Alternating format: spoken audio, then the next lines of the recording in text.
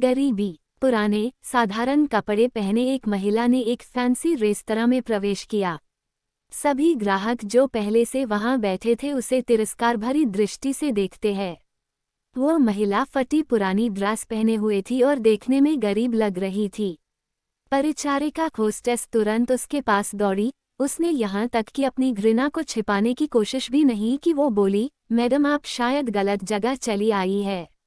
वो बस इतना चाहती थी कि जल्दी से इस बिन बुलाए मेहमान से छुटकारा मिल जाए। महिला ने घबराते हुए उसकी ओर देखा और पूछा कि क्या यह ताज भोजनालय है।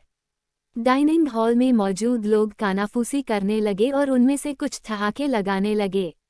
परिचारिका ने दयनीय दृष्टि से महिला की ओर देखा और बोली, आप सही कह रही हो, यह है तो, पर आप क्या चाहती हो मैडम? तुरंत व्यवस्थापक को बुलाओ। असंतुष्ट ग्राहकों में से एक चिल्लाया, मैंने यहाँ पहले से एक टेबल इसलिए नहीं बुक करवाई है कि कोई भिखारी मुझे खाते हुए देखे। महिला ने अपना सिर नीचे कर लिया और धीरे से बोली, मैं तुम्हारा ज्यादा समय नहीं लूंगी बेटा, मेरा केवल एक अनुरोध है कि आप इस तरफ आइए। परिचारिका ने अनिच्छा से बुजुर्ग महिला को अंदर आमंत्रित किया। वो बस किसी तरह उसे बाकी ग्राहकों की नज़रों से दूर ले जाना चाहती थी। अगर मैं तुम्हारी जगह होती तो मैं सिक्योरिटी को बुलाकर उसे बाहर का रास्ता दिखाती। आपने देखा कि कैसे उससे बदबू आ रही है, वो एक बुरा सपना है। ये सब बोलकर वहां बैठे लोगों ने अपनी भावनाओं को बिल्कुल छुपाया नहीं। महिला मिठाइयों के शोकेस में गई और काफी देर तक उसे देखती रही। वेटर उसे देखकर हंस रहे हैं। वे कह रहे थे, अगर वह यहाँ मुफ्त में खाने की उम्मीद करती है तो उसे कुछ नहीं मिलने वाला है। ऐसा लगता था कि महिला ने उनकी बातों पर ध्यान नहीं दिया। महिला बोली, मुझे बताओ बेटा, क्या लेमन केक को केवल आधा खरीदना संभव है? इसकी लागत क्या है? मेरे पास 10-10 की 17 नोट हैं। उसने हाथ में कुछ मुड़े तुड़े पुराने नोट दिखाते हुए पूछा। वेटर्स ने बमुश्किल हंसी रोकी। मैडम, मुझे नहीं लगता कि आपके पास इस केक के एक टुकड़े के लिए भी पर्याप्त पैसा है। यह केवल केक नहीं है बल्कि हमारे महाराज शेफ द्वारा किया गया कला का काम है। इसके अलावा हम इसे आधे में नहीं बेचते हैं। गरीब महिला शर्मसार हो गई। उसे ऐसा लगा कि उसके अंदर कुछ टूट गया हो। धीरे धीरे वह निराश कदमों से चलते हुए बाहर निकलने लगी।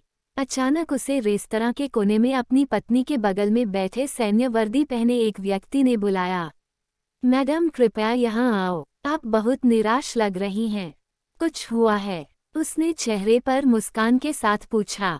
मेरी बेटी, वो बहुत बीमार थी। जब वो बच्ची थी तो हम इस रेस्टोरेंट के पास से गुजरते थे और वो काफी देर तक दुकान की खिड़कियों को देखती रहती थी।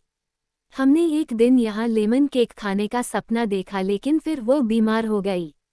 मेरे पति चले गए और हम दोनों का पेट पालने के लिए मुझे नौकरी करनी पड़ी।